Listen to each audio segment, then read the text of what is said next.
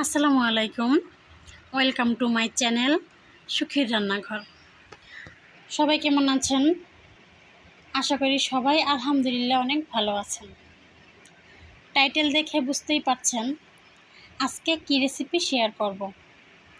আসলে আমের দিনে আমের অনেক আইটেম হয়, অনেকে অনেকভাবে আম সংরক্ষণও করেন, তার ভিতরে বেশিরভাগ আচারই করেন। তাই আমিও আজ আপনাদের সাথে আমের একটি আচার শেয়ার করব, যেটা নাম দিয়েছি কাঁচা আমের ঝুরি আচার। যারা কাঁচা আম খেতে ভালোবাসেন তারা চাইলে সারা বছর কাঁচা আমের স্বাদ পেতে কাঁচা আমের ঝুরি আচারটি দিয়ে সংরক্ষণ করতে পারেন। তো চলুন দেখে আসি কাঁচা আমের ঝুরি আচার তৈরির প্রস্তুত প্রণালী।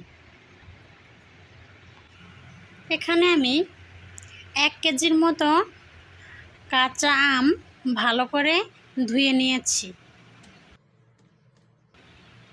এবার এটার খোসা আলাদা করে ঝুরি ঝুরি করে কেটে নেব। যেহেতু আচারটার নামই হয়েছে কাঁচা আমের ঝুরি আচার, তাই আমগুলোকে ঝুরি ঝুরি করেই কাটতে হবে। আমি আপনাদের দেখানোর সুবিধার্থে আমগুলোকে ছুরি দিয়ে কেটে নিচ্ছি। আপনারা বটি দিয়ে আলু ভাজির মতো করে কেটে নেবেন, অথবা গ্রেটার দিয়েও গ্রেট করে নিতে পারেন।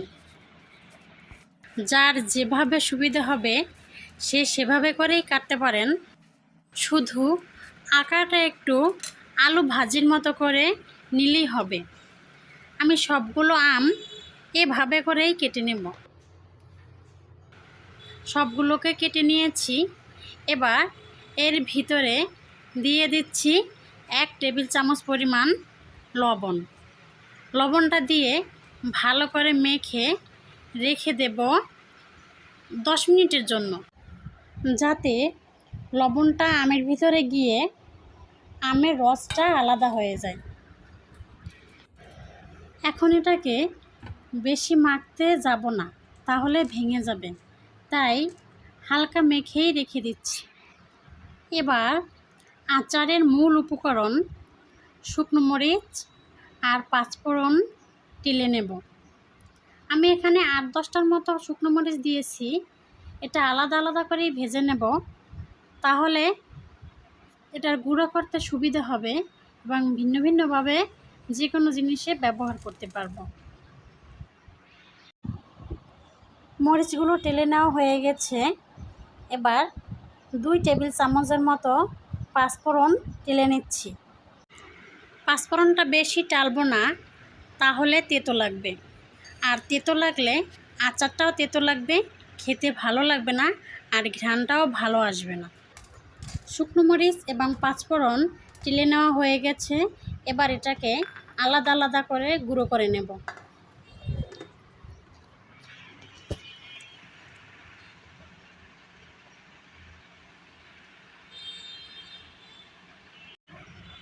এদিকে লবণে মাখা আমটা নরম হয়ে গেছে। এবার এটা থেকে রসটা আলাদা করব, তাই হাত দিয়ে চেপে চেপে নিয়ে রসগুলো আলাদা করছি। ভালো করে চেপে নিতে হবে, যাতে আমগুলোর ভিতরে রস না থাকে। আর এ পর্যায়ে এগুলো ভেঙে যাবে না, কারণ লবণে এগুলো নরম হয়ে গেছে। এবার আচারের জন্য মশলাটা রেডি করে নেব। এর জন্য একটা প্যানের ভিতরে 1 কাপ পরিমাণ সরিষার তেল দিয়ে দিয়েছি, আর দিয়েছি 1 টেবিল চামচ পরিমাণের মতো গোটা 5 ফোড়ন। এবার দুটো ভালো করে গরম হয়ে আসলে এর ভিতরে দিয়ে দেব বাকি উপকরণগুলো। দিয়ে দিয়েছি 2 টেবিল চামচ পরিমাণ রসুন কুচি। রসুন কুচিটা ব্রাউন করে ভেজে নেব। সরিষা তেল দেওয়ার কারণে রসুন কুচিগুলো দেখা যাচ্ছে না, তাই এটাকে নেড়ে চেড়ে যেতে হবে, যাতে রসুন কুচিগুলো পুড়ে না যায়। একটু পরপর দেখে নিতে হবে রসুন কুচিগুলো ব্রাউন হয়ে এসেছে কিনা। ব্রাউন হয়ে আসলে এর ভিতরে দিয়ে দেব 1 কাপ পরিমাণ ভিনেগার। ভিনেগারটা দেওয়ার কারণেই মূলত কাঁচা আমের স্বাদটা সারা বছর থেকে যাবে। আর দিয়ে দিয়েছি 1 কাপের একটু বেশি চিনি। এবার নেড়ে চেড়ে যাব চিনিটা গলে যাওয়ার আগ পর্যন্ত।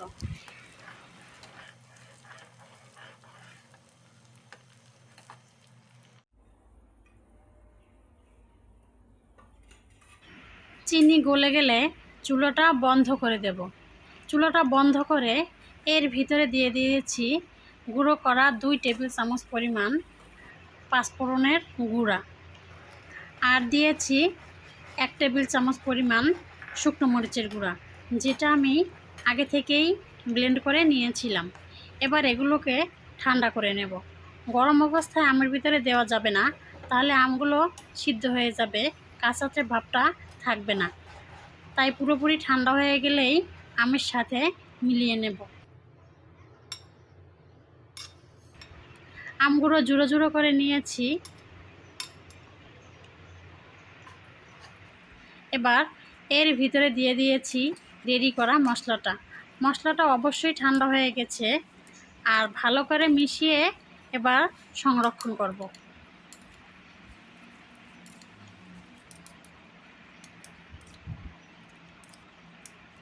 পুরোপুরি হয়ে গেছে।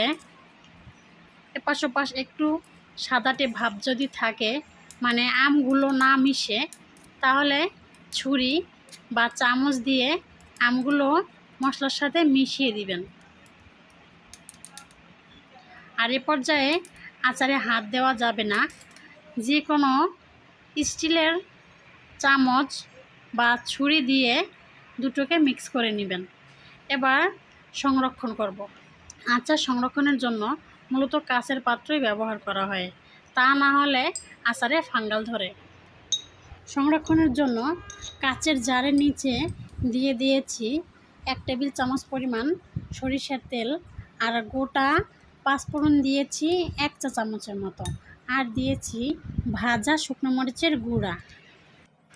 এবার সবগুলো আচার জারের ভিতরে নিয়ে নেব, আর ডুবো সরিষার তেলে ডুবিয়ে রাখবো। দেখতে ঠিক এরকমের হয়েছে, আর খেতেও ভালো হয়েছে। এবার এর উপরে আর একটু পাঁচফোড়ন দিয়ে একটু শুকনো মরিচের গুঁড়ো দিয়ে ঢাকনা লাগিয়ে সংরক্ষণ করব। আমিও এই আচারটা এই প্রথম বানিয়েছি, আলহামদুলিল্লাহ আমার কাছেও ভালো লেগেছে, তাই আমিও এবার এটা সংরক্ষণ করলাম। আপনারা চাইলে সংরক্ষণ করতে পারেন। আশা করি আজকের রেসিপি ভালো লেগেছে, আর ভালো লাগলে অবশ্যই লাইক কমেন্ট শেয়ার করবেন এবং চ্যানেলটি সাবস্ক্রাইব করে পাশে থাকবেন। আজ এখানেই বিদায় নিচ্ছি। দেখা হবে পরবর্তী কোনো আম রেসিপিতে বা ভিন্ন কোনো রেসিপি ভিডিওতে। সবাই ভালো থাকবেন, সকলের সুস্বাস্থ্য কামনা করছি। আল্লাহ হাফেজ।